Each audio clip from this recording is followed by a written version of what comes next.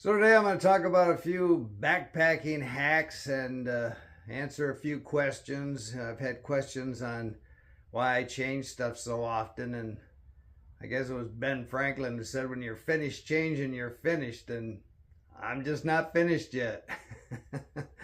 So the first thing I'm going to talk about is my pea bottle. So I've done videos on this before. I use this canteen, Nalgene canteen collapsible for my pea bottle, and somebody asked me, because you roll this up and these sides kind of come together while you're carrying it all day long in your pack, at night when you open it up and you want to use it, these sides are stuck together. So if you're not careful, you're peeing in there and it's not going down, it's just going to spill out the top.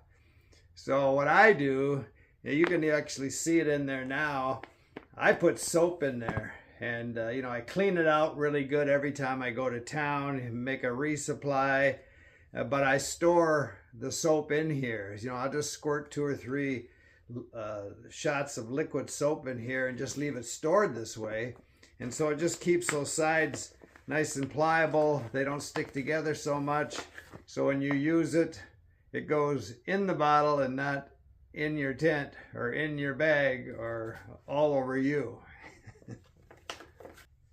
The other thing I'm going to talk about is this Scok water bladder bag that I carry for a couple of reasons.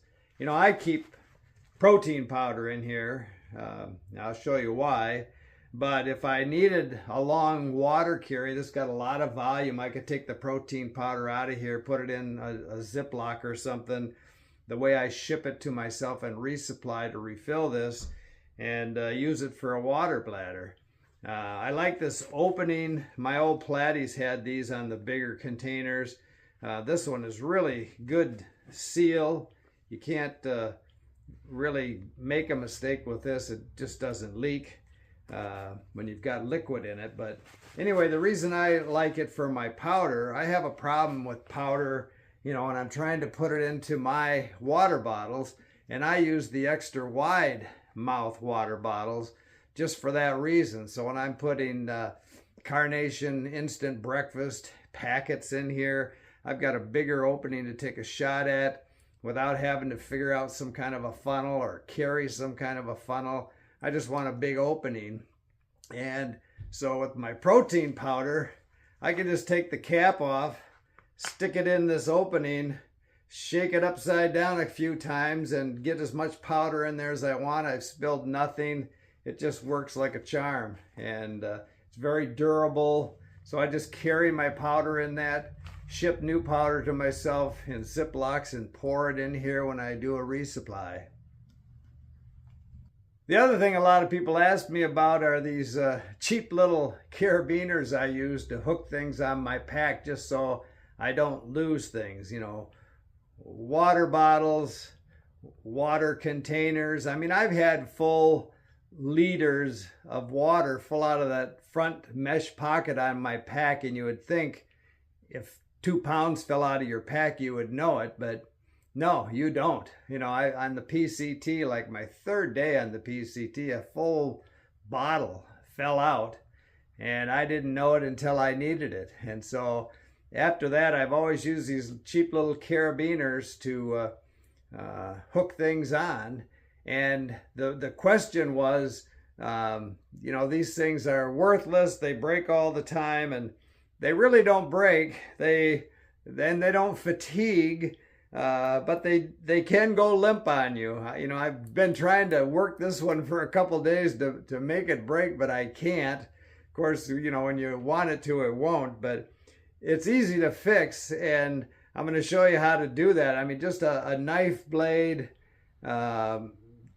anything kind of thin and sharp, and what happens is the little spring pops out of here, and then it has no tension, and then it's not going to hold anything. But all you have to do is push that little spring. You'll see it pop out here. It's just black, and it pops out right there, and you push it back in, you're back in business. It's an easy 30-second fix if you have the right tool. And the right tool is basically something thin and metal that you can get some leverage on, like a knife blade, a short knife blade, a pair of tweezers, something like that. Probably even a little stick, but you probably need more force than that. You'll probably just break a little stick trying to get it in there. But anyway, that does happen quite often, but it's an easy fix.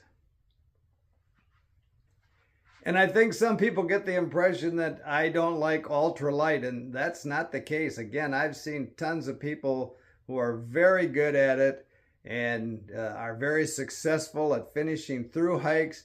It's just what you're all about and, you know, what makes you happy. Again, don't listen to me. I'm just showing you what I do, and if you can glean anything from that, great. If not, so be it. So one of the funniest comments I've had was talking about stoves, you know, butane, wood, alcohol. And one of my subscribers wrote and said that, you know, he felt really bad because he loves alcohol stoves.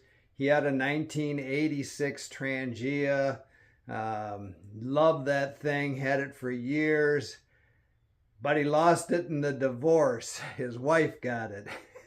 And, you know, that happens. You know, during divorce, you fight over the house, the kids, the dog, and the backpacking gear, and you don't always get everything you want. So that's the deal. Really, the answer to that is I've got all my gear. I've been married 50 years, and my wife would like to see me get rid of some of it. And sometimes me. She tells me to take a hike, and I do, and I make a video. Keep smiling.